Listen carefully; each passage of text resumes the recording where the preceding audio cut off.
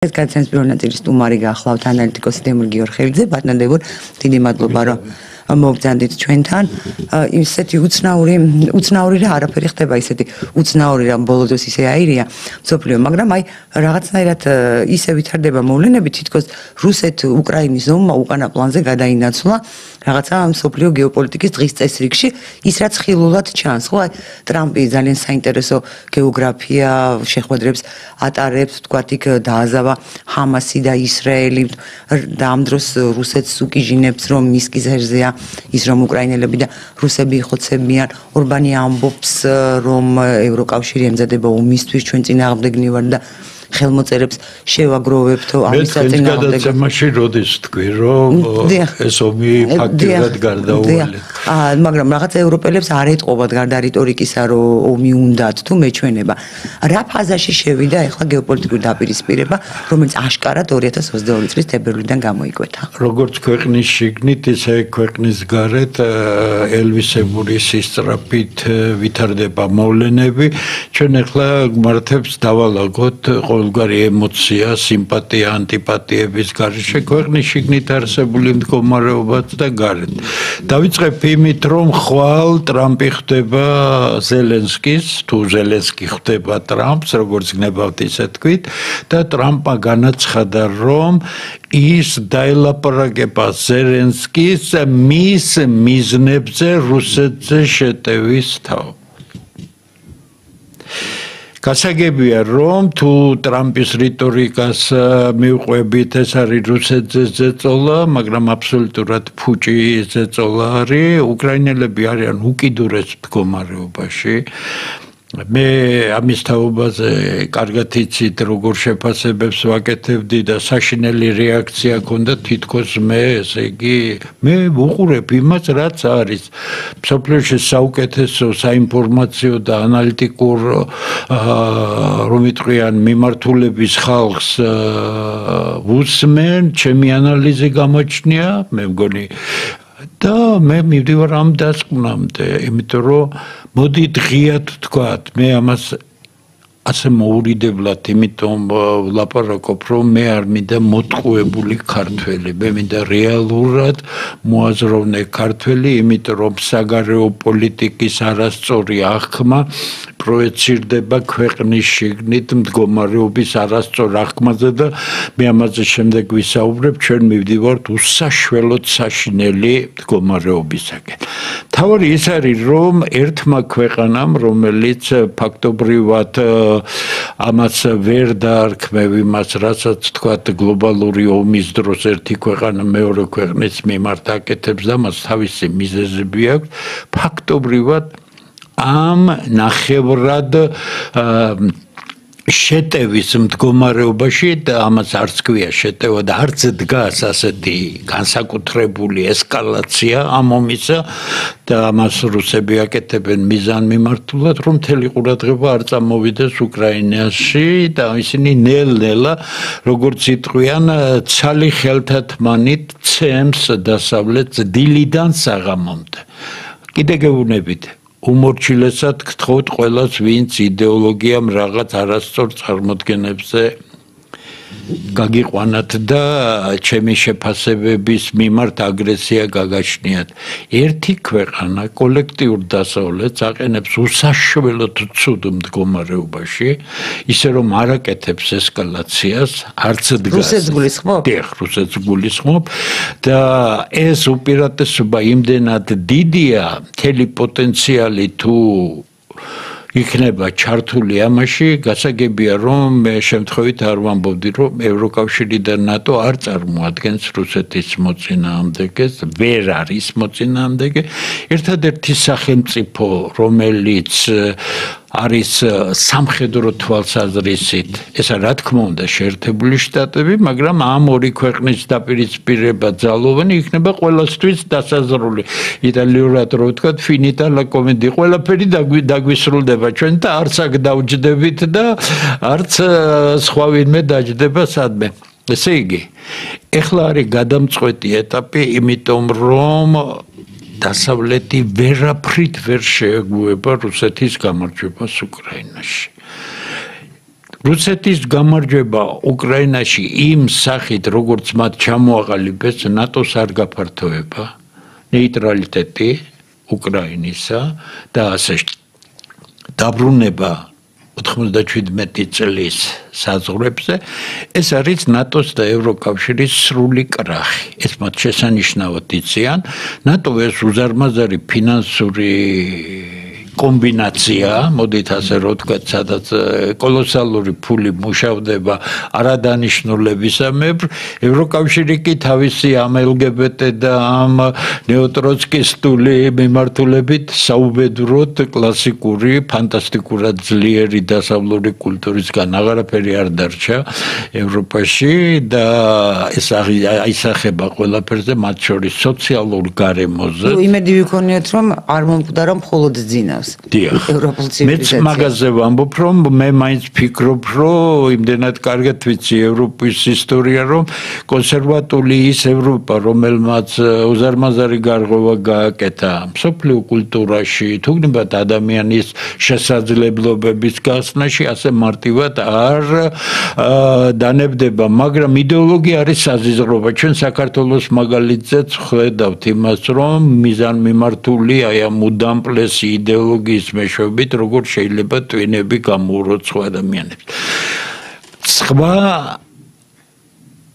გაცხადებული იქნა, რომ ამ ეტაპზე არ მოხდება ტრამპისა და პუტინის შეხვედრა. თუმცა რუსებმა გააკეთეს ძალიან მნიშვნელოვანი განცხადება ოფიციალურ დონეზე, რომ ამერიკის შეერთებული შტატები და რუსეთი მიჰყვებიან ალასკაზე მიღებული. ეს მიდოდა მეკითხა, ეს როგორ ჯდება ალასკაზე მათი შეხვედრის ჩვენ კარგად არ ვიცით დღესაც რა მოხდა, რა დონეზე იყო შეთანხმება, პოლიტიკა ასეა, ორი ამ შემთხვევაში უკვე გლობალური მოთამაშე, რომელზეც დამოკიდებულია მსოფლიოს მომავალი, რაღაცებზე შეთანხმებული არიან, არის დაპირისპირება, მე ხას უსვა, მე ვერასდროს ვერ წარმოვიდგენ, იმიტომ რომ შეუძლებელია, რომ შეერთებული შტატები და რუსეთი იყვნენ სტრატეგიული მოკავშირეები. რატომ იცით, ორი განსხვავებული სოფხედელობა, ორი განსხვავებული ხედვა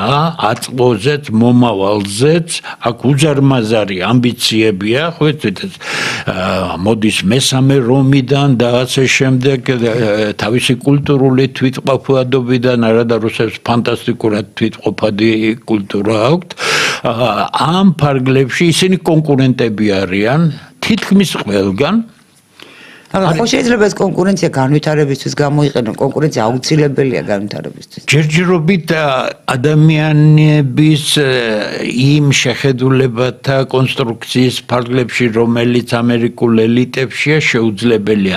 ისინი ორგანულად ვერ იღებენ რუსებს. ისინი ვერ იტანენ რუსებს, მათ რუსეთი აინტერესებდა, აქ არის დასავლეთის ყველაზე დიდი შეცდომა, მათ აინტერესებს როგორც ნედლეულის წყარო და ისინი არ უშვებენ ერთ შანსსაც კი, რომ აქ პარტნიორული და თანამშრომლობაზე აგებული ურთიერთობა იყოს.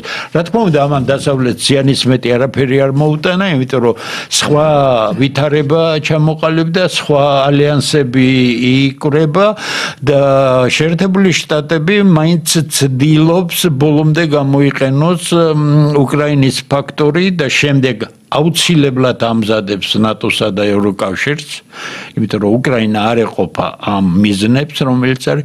აი, როდესაც მაქსიმალურად შეძლებს ის, რომ რუსეთს ვერ დაამარცხებენ, ეს ძალიან კარგად იციან, ამას ყველა დონეზე ჟონავს, მაგრამ მიიყვანონ ის ისეთ სუსტ მდგომარეობამდე, როცა მის გეოპოლიტიკურ ამბიციებს ლაგამს ამოსდებენ. რამდენად გამოვა ეს ვერ გეტყვით, მაგრამ ყველაფერი კეთდება ამ მიზნით.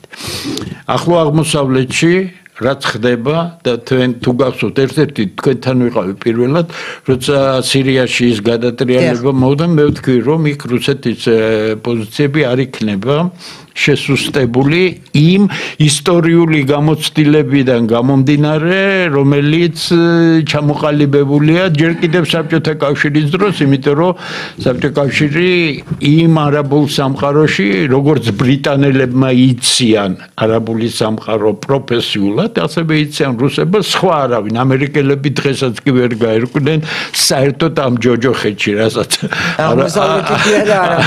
აღმოსავლეთი და არაბები ქვია რა. ვინ ჩავიდა 2 დღის წინ რუსეთში ვიზიტად? სირიის ახლანდელი პრეზიდენტი. და ის ასადის გადაცემა მოითხოვაო. გასაგებია, ეს ყველაფერი პროფორმა არის, რომ იტყვიან, თავარი არის და ეს ადრე ითქვა, რამდენიმე თვით ადრე, რომ სირია მონდომებულია სტრატეგიულ პარტნიორობას რუსეთთან. ეს იმას ნიშნავს თვითონ ამ არეულ სიტუაციაში ასეთი ხელისუფლების პირველი პირის ჩასვლა მოსკოვში არის დიპლომატიაში გარღვევა, გეოპოლიტიკური სქემების დარღვევა. თუ ჩვენ ერთ მომენტს რატო არის ეს დარღვევა გეოპოლიტიკური სქემების? იმიტომ რომ რუსეთი ამ შემთხვევაში არის კონფრონტაციულ რეჟიმში დასავლეთთან და მაგრამ მე მაშინაც აღნიშნე რომ ყველაზე უცნაური ის იყო რომ როდესაც გადატრიალების პროცესი მიდიოდა სირიაში დიახ, რუსებმა კატეგორიულად აუგზავნეს ასადის არმიას წინააღმდეგობის გაწევა. ანუ ეს რაღაც შეთანხმებული თამაში იყო რუსეთთანაც მათ შორის. მოდით ასე გავაკეთოთ, ასეთი დიდი გეოპოლიტიკური მასშტაბის ამოცანები არ ხდება მთავარი მოთამაშეების კონსულტაციების გარეშე. პარალელს გავავლებ. 90-იანებში რაც საქართველოში მოხდა, ეს იყო თავარი გეოპოლიტიკური მოთამაშეების დაგეგმილი ის რაც 2008 წელს მოხდა ესეც იყო გეოპოლიტიკური გლობალური დაპირისპირების შედეგი რაც თუ გნებავთ 2012 წელს ოცნების მოყვანა ქართული ხალხის განწყობის ფონზე იყო შეთანხმებული რეჟიმი და ჩვენ ახლა ვართ იმ სიტუაციაში, როდესაც ევროპისა და ნატოს კონფრონტაციული რეჟიმი რუსეთთან იწვევს იმ ზეწოლას საქართველოზე, აბსოლუტურად გაუმართლებელ ზეწოლას, რომელსაც ჩვენ ვხედავთ, ხო სწორია, ფინეთის ვიღაც საგარეო საქმეთა მინისტრი ჩამოდის, რაც ყველაფრის დარღვევაა, ჯერთი პატივცემულობა საქართველოს ხელისუფლება ძალიან სუსტია მე სხვანაირად არ გამიგებთ მაგრამ მე დიდი ხანია ვუკიჟინებ ამ ხელისუფლებას და რაღაც ნაბიჯები გადადგეს იგივე ელჩებთან დაკავშირებით ვინ მიცა ელჩუფლება აკეთოს ისეთი რასაც გერმანიის აბსოლუტურად უკულტურო ელჩი აკეთებს ან თუ გნებავთ ბრიტანეთის ელჩი ან ევროკავშირის ელჩი საერთოდ სრული კატასტროფა ეხლა საგარეო საქმეთა მინისტრი აკეთებს ასეთ რამეს დიახ მაგრამ ნახეთ ოცნების გამკაცრება ბჭყალებში გამოიწვია ივან რომ ევროკავშირისა და ნატოს პოზიციამ საფრთხე შეუქმნა ოცნების ყოფნას ხელისუფლებაში. ოთაშორის ოცნებას ხელისუფლებაში ყოფნას საფრთხე რო შეუქმნა ეს მისი ამომრჩევლისთვისაც საფრთხეა მარტო ოცნებისთვის არ არის საფრთხე. ალალად რო ვთქვა ხო?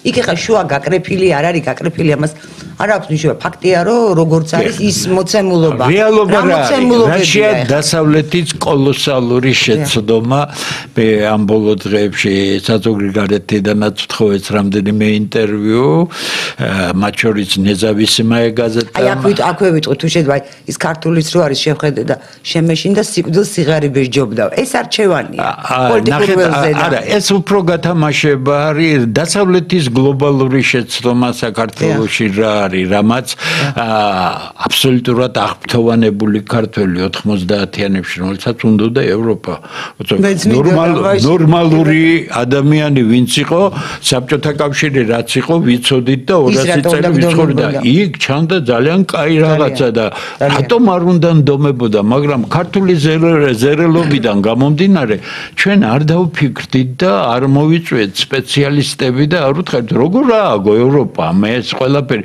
ვიღაცები მეუნებიან ძარცვითო და იმიტომ რო ძარცო ვინმე მაგარი უნდა იყო, ჯერ გამაგრდნენ შუა საუკუნეებში ევროპას რაც არ იყო მაგარი, განათლება, მეცნიერება, თამაშის წესებმა, სახელმწიფო ინსტიტუტების ჩამოყალიბება. სხვების ძარცვა, კოლონიების. დიახ, და ეს უკან დაუბრუნდა, ეს იყო მორევის შედეგი, მაგრამ ეს იყო მეორადი პროცესი და არა პირველადი პროცესი, ხომ? მათ დასავლეთმა დაუშვა უზარმაზარი შეცდომა, იმიტომ რომ ისინი შემოვიდნენ საქართველოში ისე რომ წარმოდგენა ქართულ კულტურაზე, მის ისტორიაზე, კიდე გეუბნებით საქართველო, ქართული კულტურა არის უნიკალური ქვეყანა, ფანტასტიკური კულტურა. ეს დასავლეთში აინტერესებს. არ აინტერესებდა, მაგრამ როცა შენ შემოდიხარ ამ ქვეყანაში, შენ ვალდებული იყავი ცოდნოდა ეს, იმიტომ რომ შენ რომ ცოდნოდა რა ფსიქოლოგიის ხალხია აქ, შენ მაშინ იმ ხალხში $1,000,000 არ ჩადებდი.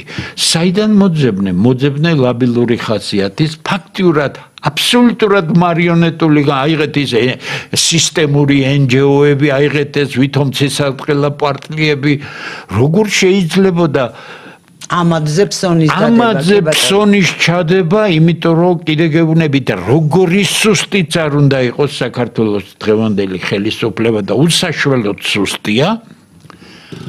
არასდროს არ დაუშვებს ქართველი, რომ ის ხალხი ვიღაც ლომჯარიები, ვიღაც ესენი მოვიდნენ ხელისუფლებაში, ხოსურია. ამ ოპოზიციის ყველაზე საშინელი შეცდომა რა არის, რასაც აკეთებენ, არის ოცნებისთვის ერთადერთი სასურველი და მისაღები ქმედება, რადგან ისეთი მდგომარეობა შეიქმნა, როდესაც ოცნებას იმისათვის, რომ ხელისუფლებაში დარჩეს, რაიმეს კეთება კი არ ჭირდება, რაც ეკეთებს ყიდის ქვეყანას, უნამუსოდ ყიდის ქართველი ხალხის თვალწინ ყიდის ქვეყანას. რას გულისხმობთ?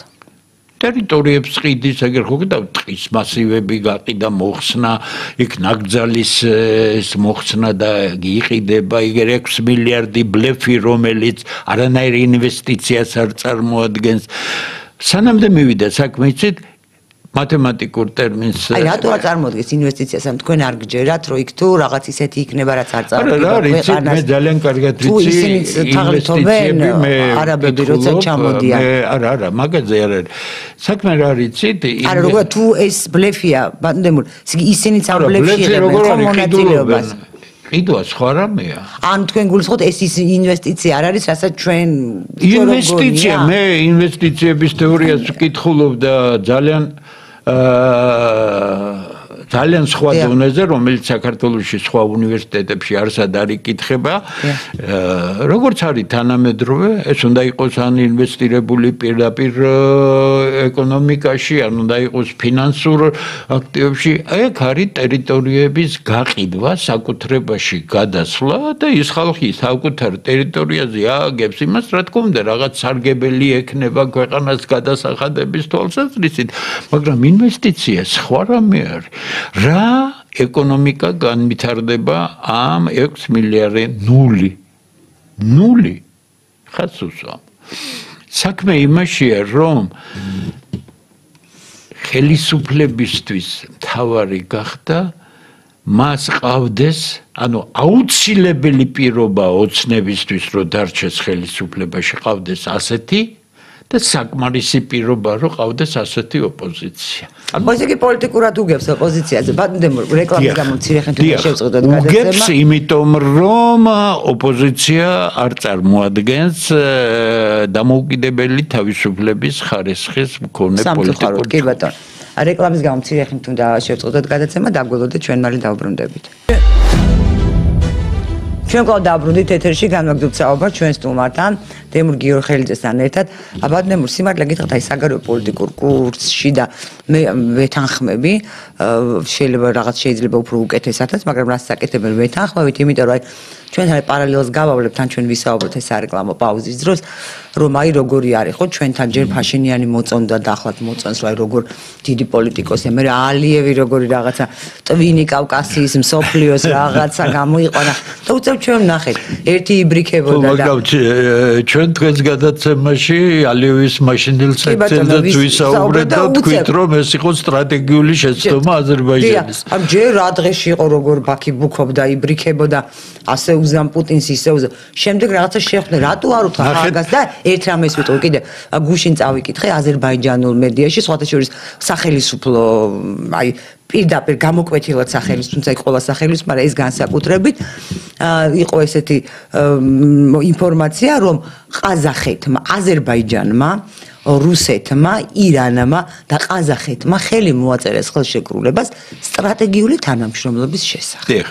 მოდით მთავარი რამე მე ისევ და ისევ და აქვე ვიტყოდ ამ ფონზე ხა იქ სად დაგამცირებენ ისევ ჯობია ისე ჩუმად იყო როგორც ჩვენ ვართ. საქმე იმაშია რომ ის რომ თქვათ მე თავისუფლებას ვაძლევ დინების საწინააღმდეგო შეფასებები გავაკეთო, იმიტომ ამაში ვხედავ მე ჩემს არა აპრიორი დინების საპირისპიროდ ვიარო, არა მე ანალიტიკას მივსდევ და ამ ანალიტიკის უკან ჩემი 50 წლიანი არანორმალური შრომა არის, ამიტომ მე ჩემი ფუნქცია, ჩემი თავს მე დავავალე ამის კეთება, ჩვენ ზუსტად მოვზომეთ თუ რა გეოპოლიტიკური სიტუაცია იყო კავკასიაში, რა იყო თავის დროზე სომხეთის ნახეთ პაშინიანი რამდენად გონივრულ პოლიტიკას მისდევს დღეს იგივე სომხეთისათვის, იგივე აიღეთ ალიევი, რაც ეხლა თქვენ თქვით, ამ ცოტა ხნის უკან აბსოლუტურად ამოვარდნილი ყოველივე საქართველოს ჯერჯერობით გონიერების რელსებზე შემდგარი არ არის, თუმცა მე შემიძლია ამწუჩი მაგას ვიტყვი, მაგრამ მე ეხლა მომწონს ის რომ საბოლოოდ ორ რამეში საქართველოს ხელისუფლებამ გამოაჩინა ელემენტარული საღი აზრი კერძოდ მან აბსოლუტურად აღვირახსნილი საქციელი ევროპელი ელჩებისა ფაქტობრივად შეაფასა როგორც საჭირო იყო, თუმცა არ მიმართა იმას, როდესაც გერმანიის ელჩი კინწისყრით გასაგდები იყო ქვეყნიდან. ეს მე ზედმეტი ნორმა გეტყვით ალალად მე არ მომეწონება. პერსონა ნონ გრატა ეს არ არის ქვეყნისთვის მეორე ქვეყნის შეურაცხყოფა, ეს არის პიროვნული აქტი და მეორე ის რომ იგი აბსოლუტურად მცდარ დირექტივებს ევროკავშირიც არ ატარებს. გასაგები ამას შეიძლება შიგნით საკუთარი თავის შენარჩუნება იყოს, მაგრამ ჩემთვის მნიშვნელობა რა არის? ეს ხელისუფლება სულაც არ მეკვირს საკუთარი თავის შენარჩუნებაზე ფიქრობდეს და მით უმეტეს იმ დონეზე ათახსირებდეს ოპოზიციას, რა დონეზეც შეძლო დღევანდელი ოპოზიციის გათახსირება, უпростоრად ხელისუფლებაზე ჩვენ რო ვისაუბროთ, სწორი არ არის ერთი კაცია ხელისუფალი, ის არის პარლამენტიც, ის არის მანიც ის თამაში. მან არის ის თამაში, მაგრამ მან იცის სიტუაციები, როგორ შეძლო საკუთარი თავის სასარგებლოდ გამოიყენოს, რაც აბსოლუტურად არის წამგებიანი, რადგან ის ეხლა რა კი შეძლო პოლიტიკურად განადგურება ოპოზიციის, ის განადგურებულია პოლიტიკა, საჯარო პოლიტიკა მკვდარია ქვეყანაში, ის ეხლა მიიღებს დრაკონულ კანონებს, ამისთვის გამოიყენებს ეგრეთ წოდებული ნაციონალური მოძრაობის აკრძალვას და ფაქტობრივად კანონების მონახაზი რამდენადაც მე ზუსტად მითხრეს და კარგად ვიცი, ფაქტობრივად პროტესტის გამოხატვის კრიმინალიზაციას მოახდენს, რაც ნიშნავს ფეოდალური სახელმწიფოს ჩამოყალიბებას. მე ყველა ცოცხალ ადამიანს დიდხანს ყოფნას უსურვებ, მაგრამ პოლიტიკური დღეგრძელობა ამ პოლიტიკე რაც ივანიშვილს აქვს, ვერაფრით ვერ იქნება. მაგრამ ბატონო, როგორ შეიძლება პროტესტის ის ფორმა, რომელსაც მიმართავენ ბოლო ამდენი ხანი ჩვენთან, აი კარგი კითხვა. აი როგორ შეიძლება ეს მოდით ასე გავაკეთოთ. მოაქცია თავიდან ბოლომდე ამ პროტესტის ამ სახეში გადასვლა შეუძლებელი იქნებოდა საქართველოს დღევანდელი ხელისუფლების მხარდაჭერის გარეშე. იმ რუსულ კანონთან დაკავშირებით მეორეჯერ შემოგდება თუ გნებავთ ახლანდელი საქმე რაშია. დააკვირდით თუ შენ იცოდი და შენ რადგინდოდა ცოდნა ხალხმა ხო გითხრა რომ სამართლიანობა აღადგინე 2012 წელს რომ დაგიჭერა მხარი აბა რისთვის დაგიჭერა ხო სწორია არ გააკეთე ეს ხომ ეხლა ნახეთ დასაჯდელი ხალხი შენ არ დასაჯე სასამართლო წესით უნივერსიტეტებში შეუშვი ეს ნაგავი ეს პროფესორა ბჭყალებში რომლებიც სამშობლოს თურმე მოძველებულია ქართული კულტურა მოძველებულია არსებობს რაღაც თურმე ევროპული ფასეულობები და ეს ხალხი შენ შეუშვი შენი პოლიტიკის შედეგი ამ ხალხმა აღზარდა ის ახალგაზრდები რომლებიც ჩვენ 4-ში დაიჭირე და ახლა ის ახალგაზრდები ციხეში უნდა ჩასვა აბა რა ქნას გამოუშვეს კიდე გამოდით დამამხედო არა მე სხვა რამეს გეუბნებით შენ ხომ შექმენი ეს ახალგაზრდები ასეთი მე ვამბობ აი ვიკამათოთ ხო თქვენ ძანეთ რომ აი თქვით რომ 2012 წელსაც 2013 წელსაც ყველაზე გუნდა შენ ხო დაღუპე ეს ახალგაზრდები შენ დაღუპე დიახ დიდი ქვეყნების შეთანხმების შედეგად ხდება რაღაც ცვლილებებიო ისიც კი ხო რაც სირიაში მოხდა შეთანხმებული რაღაცა არ იყო შეუთანხმებული ხო არ იყო დიახ ეს რბილად მინდა ვთქვა ასევე 2012 წელს საქართველოში 2012 წელს შეთანხმების შედეგად და ხალხი როგორც თქვენ ძანეთ მეც გეთანხმებით ქართველი ხალხის ნების გათვალისწინებით თორსა შეიცვალა ხელისუფლება იმ ხელისუფლებას იმ შეთანხმებაში ქონდა უფლება გაესამართლებინა მას აი საინტერესოა ეს აი რა კი ახლა მე გეტყვით კიდე მე ნამდვილად ვიცი 2 თვის განმავლობაში რომ მისცე სამინისტროებს მე არ მგონია ახლა ქართულ ოცნებას დომებოდა ამბადის მიცემა როცა ხელისუფლება შეიცვალა არჩევნებით 2 თვის განმავლობაში ხო გახსოვთ თქვენ მორატორიუმი გამოცხადდა და ყველა სახელმწიფო უწყებაში სტაჟიორებს იხმარებდნენ ეს არის ფაქტი და თქვათ მე თვითმხილველი ვარ ამის ანადგურებდნენ დოკუმენტაციას 2 თვე აი მქაღალდის საჭრელ იმაში ანადგურებდნენ და წვავდნენ კიდეც ანუ ეს რომ მე არ მგონია რომ ოცნებას თავის ინიციატივით მიეცა ამის ნება. ასევე რატო განადგურდა ის ჩანაწერები, მაკომპრომეტირებელი ჩანაწერი ძალიან აქტიურობდა NGO სექტორი, გახსოვთ ეს არასამთავრობო, ანუ სამხილები არის, იმათი ასლები შეიძლება არის, ის კვლავ რჩება ვიღაცების ხელში манипуляციით. და აი ამ სიტუაციაში შეეძლო მეც მაპრეტენზია რატო არ გააკეთა. ძალიან კარგი კითხვარი, მაგრამ მოდი სიღრმეში ჩავიხედოთ სინამდვილეში. დებდნენ 2013-ში გაუჭირდებოდათ? მოდით ასე ვთქვათ, სინამდვილეში მოხდა ის, რომ ოცნება ხელისუფლებაში მოსასვლელად მზად არ იყო, რომ არა ის მოულოდნელობები და ფაქტების დამთხევა, რომ არა სააკაშვილის სიჯუტე, რომელიც გინდა თუ არა უმრავლესობას მოითხოვდა არჩევნებზე, სხვა პროპორციებზე იყო საუბარი, მაგრამ ის კონტროლიდან გავიდა და რა კი კონტროლიდან გავიდა ის უბრალოდ შეცვალეს. ოცნება მოვიდა ხელი კიდე გეუბნებით, ამას გეუბნებით ინფორმაციას, რომელიც ჩემი იქ ყოფნის როცა მე მთხოვეს და ძალიან სერიოზულ რამეს ვაკეთებდით, ხო, თუმცა ისეთი ჭრელი კოალიცია შექმნეს, იმათ სულ ფეხებზე ეკიდათ რეფორმები და ერთადერთი ბიზნეს ფულები და სახელმწიფოში. ნუ ეს ახლა ადამიანების ჩვეულებრივი, ვთქვათ, ქართული საქციელი იყო. ისევე როგორც ამომრჩეველი ელოდა რომ ფულს დაურიგებდნენ. მოუმზადებელი მოვიდა ოცნება ხელისუფლებაში, მას არ ქონდა სტრუქტურირებული მთავრობა როგორი უნდა ყოფილიყო, მას არ ქონდა პოლიტიკური რომ იტყვიან ისეთი ზურგი, მე სხვათა შორის თავის დროზე ბიძინა ივანიშვილთან საუბრის დროს ვუთხარი მას, რომ 90%-ით რომ მოხვიდეთ პარლამენტში, თუ არ არის 20-22 კაცი, რომელიც ყველაფერს აკეთებს რეფორმით, რატომ 22 კაციო და 20 კაციო და მე ჩამოუთვალე, იმიტომ რომ პოლიტიკური მხარდაჭერა ამ მძიმე რეფორმებს, თუ მართლა რეფორმებს აკეთებს, ჭირდება სერიოზული, მას მართლა ჭირდება უმრავლესობა პარლამენტში, მაგრამ თუ გამკეთებელი ხალხი არ არის, შედეგი, იმიტომ მირდადგო შედეგი, ხო? ანუ კადრები ყოფილა პრობლემა. პრობლემა არის პოლიტიკური უმწიფარობა, ოცნება მოვიდა იმ კოალიციით, რომელიც მე პირდაპირ ვთხარი, როდესაც კოალიციის იდეა გახმიანდა და მე მის გარემოცვამით ჩვენთან მუშაობდა, მითხრა რა საზრი, მე ვთხარი, რომ შეგიძლიათ გადაცეთ ბინძინეველიშვილს, რომ ამაზე ცუდს იგი თავის ცხოვრებაში ვერაფერს ვერ გააკეთებდა.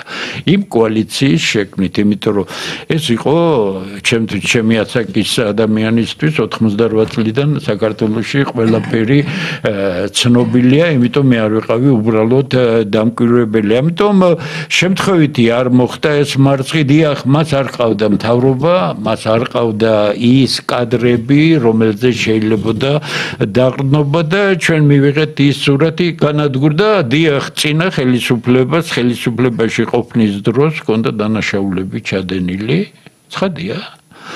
იმიტომ რომ ეს ხელისუფლებამ ვერ შეძლო სასამართლო წესით განევრცო არის უდიდესი დანაშაული ოცნებისა. საქმე რა შეეცით? მე მაინც მგონია რომ ვერ განავრცობდა ოცნება. მოდით, გეტყვით. რა ძალებით აი თქვენ გეტყვით. აი 2013 წელს, 2014 წელს რა საშუალებებით უნდა გახა ობიექტურები ხო უნდა ვიყოთ? ანუ ადამიანი ვერ გაიტანეს ის რომ არ განადგურებულიყო ის ფირები.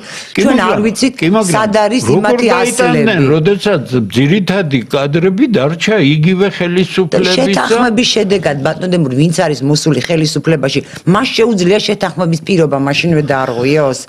აი მოდით იყო მომენტი, როდესაც მე არ ვიცი, აი მაინტერესებს. მე გეუბნებით, ბიზნე ივანიშვილმა შემდეგ გარკვეული დროის მერე მალე თქვა, რომ მას საზოგადოებრივად უთხრეს, რომ ნაცმოძრაობას არ მოკიდო ხელი. ხო, მაგრამ ჩემთვის ეს არგუმენტი არ არის. რატომ არ არის იცით არგუმენტი? თუ თქვენ დასავლურ რამეებზე საუბრობთ, არის რესპუბლიკანიზმის პრინციპი. რესპუბლიკანიზმის პრინციპი გულისხმობს იმას, რომ როდესაც ხელისუფლებაში მოდის ახალი პოლიტიკური ჯგუფი, იგი ყველაფერს შიფრავს და ზედაპირზე აი წარსულში იქექებიანო, ეს რესპუბლიკანიზმის პრინციპია. თუ ხელისუფლებამ არ იცის ის, რომ მომდევნო ხელისუფლება მის ყველაზე საზიზღარ ნაკეთებს საქმეებს გამოაშკარავებს, ის უარესად მოიქცევა. ამიტომ ეს დასავლეთში ჩადებული პრინციპია, რომელიც საქართველოში გადმოტანილი არ იქნა. ეს ძველის ქექვა კი არ არის, ეს არის ხელისუფლებაში მყოფი ჯგუფის საკონტროლო ინსტრუმენტი, ბერკეტი, როცა მან იცის არ იქნები ხელისუფლებაში და თუ აქ სიგლახეებს გააკეთებ, აი მერე ცუდად იქნება, ჩვენ ეს ყველაფერი დავარღვიათ.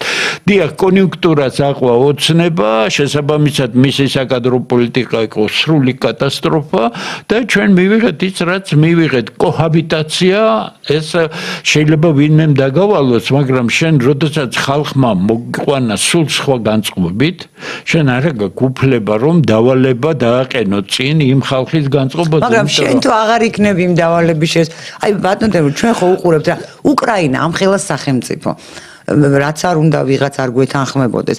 ხო ფაქტია რომ აი ჯეფრი საქსი ამბობს რომ ჩვენ ვიყიდეთ უკრაინა, იმიტომ რომ გამოგვეყენებინა რუსეთის წინააღმდეგო.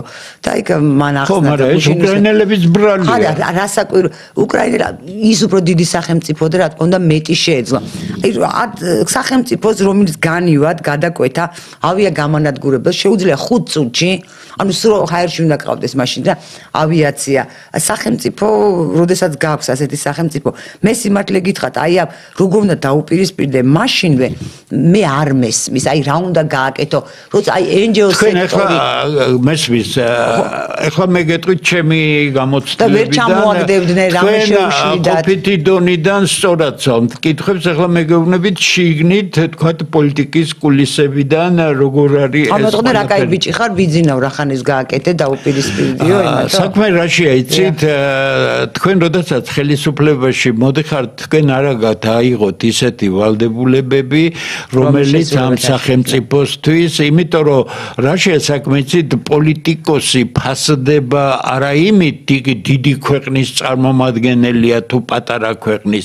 იგი ფასდება თქვენ წარმოიდგინეთ პოლიტიკაში არაფერი არ არის ისეთი ღირებული, როგორც ავტორიტეტი. რა თქმა უნდა.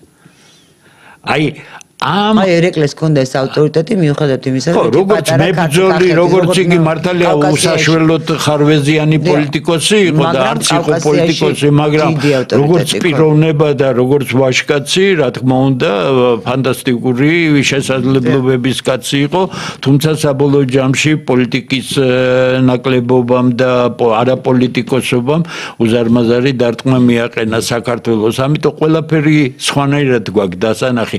ამიტომ არის ქართულ პოლიტიკაში ავტორიტეტი რომ არ არის. იმიტომ რომ ეს ჩამპალი გარემო, რომელიც უკვე 92 წლიდან მოდის. არა მარტო პოლიტიკაში, არც ერთ დარგში არ არის. არც ერთ დარგში, რატო? აი ტიპები არ არის, უკაცრავად ეს ყოფილად პიროვნებები რა მეცნიერება აიღეთ სერვისის ფუნქციას ასრულებს თან ისეთი მეცნიერება არის.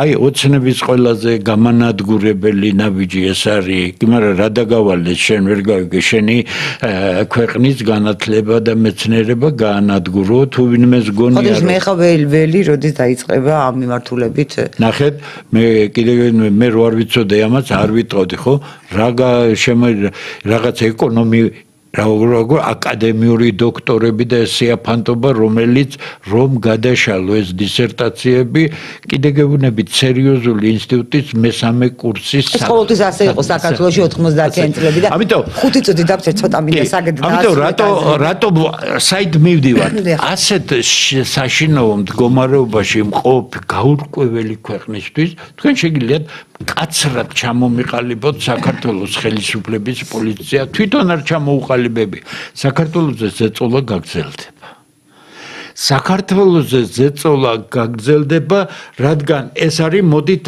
არამკაფიოდ გამოკვეთილი პოლიტიკის მქონე ხელისუფლება მე მგონი სწორია ეს არის ამ ეტაპზე თვითონ უნდა იცოდნენ რას აკეთებენ არა სწორი იქნება რომ ის დისტანცირებული იყოს ამ პროცესისგან მაგრამ დააკვირდით რაშია დააკვირდით ოცნების ეგრეთ წოდებული ბჭყალებში ლიდერების განცხადებებს მათ არ მოწონთ ეს ევროპა ხო სწორია ასე რომ მაგრამ მიდიან ევროპაში კურიოზი პოლიტიკური აბა რა თქვა არც მომწონს არც მივდივარ რომ აი როგორ უნდა თქვა არა ვერ გავიგე მე მესმის გვერაზე წინააღმდეგობრივ ეს თუ არ მომწონს თუ მიდიხარ ევროპაში ევროპა შენს წინაშე არის ცამდის მართალი ანუ რა უნდა თქვა არ მივდივარ ევროპაში და სწორი იქნება 1000-ნაირად ავხსენი ახლა ჩვენ სხვა თემა გვაქვს რომ საქართველოსთვის რომელიც მოქცეულია მსოფლიო პოლიტიკის ეპიცენტრში სამხრეთ კავკასიასთან ერთად მას გააჩნია მიუმხრობლობის პოლიტიკა. არა ნეიტრალი ვერ იქნები, არავინ არ მოგცემს ამის საშუალებას, შენ გაქვს შესანიშნავი პოზიციონერების საშუალება გახდე მიუმხრობელი და შენი სახელმწიფოს ინტერესების ფარგლებში მოძებნო პოზიცია. ეს ცალკე თემაა, მე ამაზე დეტალებზე მაქვს ნასაუბრები, ამის ნაცვლად მათ არ მოწონთ ვიღაც კალასი და ვიღაც ერთუჯრედიანი როგორ ესე იგი ამუნათებენ ამ ხელისუფლებას, მაგრამ ევროპაში უნდა. აი მაგას გეკითხებით ბატონო, აბა როგორ უნდა ესე იგი როგორ უნდა თქვა ეს წინააღმდეგობა აშკარაა, აი როგორ უნდა თქვას თქვენი აზრით, აი რო იყოს მიუმხრობლობის პოლიტიკა და მიუმხრობლობა არ უნდა ამ ევროკავშირს რომ მიუმხრობელი იყო. ევროკავშირზე, მაგრამ თუ შენ ევროკავშირზე ხარ დამოკიდებული და ხარ დამოკიდებული, ევროკავშირი შენ გაძალებს იმას, რაც მის ინტერესებშია. შენ თუ გინდა ევროკავშირი, შენ უნდა აკეთო ის, რასაც გეუბნება ევროკავშირი, სხვა ლოგიკა. კი ბატონო, ამაზე ჩვენ თავის ძროზე უნდა გვეფიქრა. უნდა გვეფიქრა თავი. მაგრამ რა კი გეოპოლიტიკური სიტუაცია შეიცვალა, შენ გმართებს არა ანტიევროპული პოზიცია. მესმის რასაც ამდა, იმ ჩანაწერს რა არა ანტიამერიკული, არა ანტირუსული. იმიტომ რომ შენ ამის ფუფუნება არა გაქვს, შენ უნდა დაიკავო ქართული სახელმწიფოს დღევანდელ კოორდინატთა სისტემაში რა არის ის დანისპირზე გასასვლელი, როცა გაატარებ ევროკავშირი დაიმახსოვრეთ ჩემი სიტყვით, გააძლიერებს ზეწოლას. უარესად მე ვთქვი და შემდეგ ღიად თქვი რა ევროპაში რომ მეომრების შეგროვება მიდის და საქართველოში შემოყვანა ამის მერე დაიწყო ხელისუფლება კი მაგრამ როდესაც მე ღია წერილი მიმართე პრემიერ-მინისტრ ღარიბაშვილი ყობან საქართველოს ინსტიტუტში და იმაში რა ქვია უნივერსიტეტში იმ ქალბატონის უნივერსიტეტში მოლოტოვის კოქტეილების გამოყენებას და მთელი დაზვერვის და მთელი ინსტრუქტორების ჯგუფი რო იყო მე ვიცოდი ეს კაცო დამოუკიდებელ ადამიანა შენ ხელისუფლება მარიცოდი ესე იგი შენ მიეცი საშუალება რა იმ ქალბატონს დახურული ალექციონებით უზარმაზარი ქონება რომ აყიდინა საქართველოს დღევანდელმა ხელში ოცნება სააკაშვილის დედაზე დახურული აუქციონებით უამრავი ქონება აქვს შეძენილი პატარა კი ყველაფერზე ამონაწერები არსებობს. აბა მინდა რა ჩვენ ახლა რაც არ უნდა ოქროები ვიყოთ და ანგელოზის ხელისუფლება ყავდეს ხვალ ხვდება ტრამპი ზელენსკის რომ როგორ შეუძლია შედება. ანუ თუ იქ ომი დაიწყო ეს ყველაფერი ასეთ ომი ვერ დაიწყება. უბრალოდ ამას მოყვება უკრაინის სრული განადგურება. კიდე გეუბნებით შანსი არ არსებობს.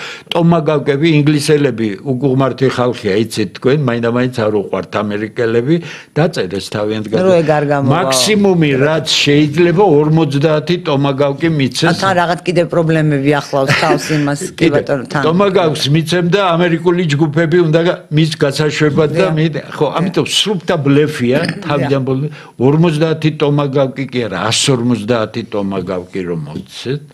კაი რუსეთის შიგნით აი ქალაქებს თუ დაბობა მშვიდობიან მოსახლეობა იქნება ხო სწორია ეს ვინ დაგაბომბინებს ამას უსაშველო რაღაც მოხდება იგივე მოხდება დააკვირდით თქვენ რა გაკეთდა მთელი ამ დრონების ისტორიამ ევროპის თავდაცვის სრული უნარობა სრული უპერსპექტივობა და განწირულობა უჩვენა აბა რატო იბრიქებიან იმიტომ რომ იდეოლოგიურად იქ მოყვანილია ომის შემდგომი თაობის ხალხი ძირითადად ფაშისტური ოჯახებიდან ყველა ევროპული ლიდერი არის SS-ისა და გერმანიის მესამე რაიხის მაღალჩინოსნების ესენი გაზრდილები არიან რევანშიზმის სურვილით ევროპა არასდროს არ დაივიწყებს იმ მარცხს, რომელიც მათ განიცადეს, ამიტომ ისინი ყოველთვის შეეცდებიან განადგურონ რუსეთი, მაგრამ ამ განადგურებაში მათ შანსი არ აქვს. დღეს არ აქვს შანსი და ხოლ რა იქნება ვნახოთ. ბატონო ძალიან დიდი მადლობა ცენტრის საუბრისთვის. ჩვენ რეკლამის გამო მცირე ხნით უნდა შევწყვეტოთ გადაცემა, დაგველოდეთ, დაგიბრუნდებით მეორე სტუმართან ერთად.